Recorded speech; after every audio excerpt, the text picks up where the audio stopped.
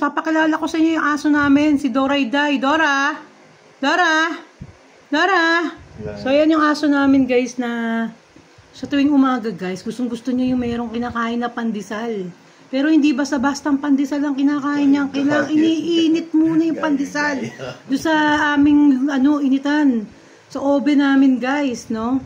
Tapos, ayaw rin niya, guys. Dora! Dora, harap dito! Dora! Ayaw din niya, guys, na mamamantikang pagkain, guys. Dededmahin yan. No, ito yung aso, guys, na mapili siya sa pagkain, pero yung healthy yung gusto niyo mga kinakain, guys, no? Kakaibang aso to. No, tsaka yan, guys, ginamot namin niya si Dorayday. Siya lang yung natirang aso dito sa amin na binigay. So, dalawa sila, kasi meron si Kalma, tapos yan si Dora. So, si Kalma, guys, binawian na ng buhay. Di niya na kaya yung init ng panahon. So, at ginalis din siya, guys. Sobrang dami nilang galis. Buti na lang ito si Dora. Naagapan namin, guys, no? As in, gumaling na siya. Naging healthy na siya ngayon. Saka, na siya.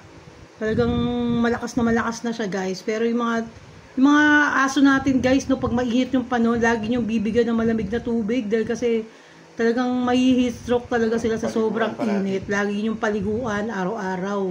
Kahit maaari araw-araw, no, para lalo silang masigla, guys, hindi sila manghina. Kasi nanghihina talaga sila, guys, no.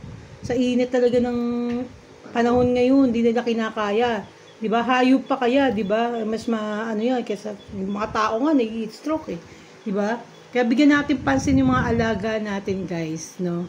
Para mabuhay sila ng mahaba pa, makasama natin sila, maging masaya pa buhay nila.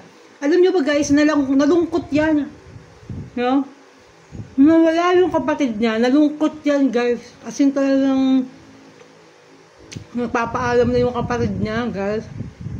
Tapos nung nilibing na, as in talagang sumunod siya dun sa paglilibingan. Talagang parang gusto nga niya hukayin, guys, nung nilibing yan eh. Nilayo lang namin talaga. Kasi talagang mapapansin mo, hindi siya nasanay na nawala yung kapatid niya kahit lagi niyang inaaway, naagawan niya ng pagkain.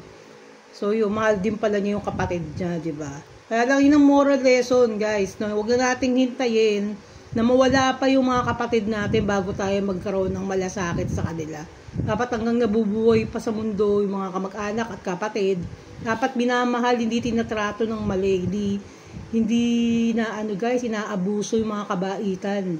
So, yun ang mga kwento ko ngayon, mga patay gutom ni Amore Vlogs. Ito ang kwento ni Dorayday.